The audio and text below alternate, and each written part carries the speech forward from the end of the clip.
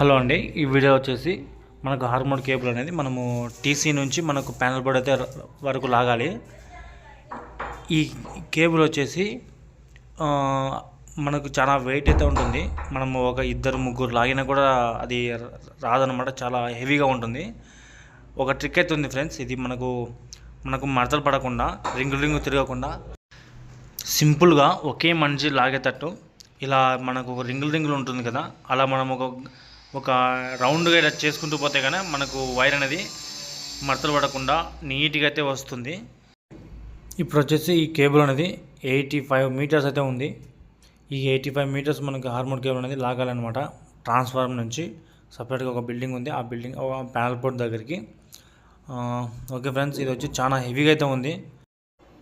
ఇంకా వీటి కనెక్షన్స్ అన్నీ నేను మీకు చూపిస్తాను, ఎలా బిగించాలనేది కూడా.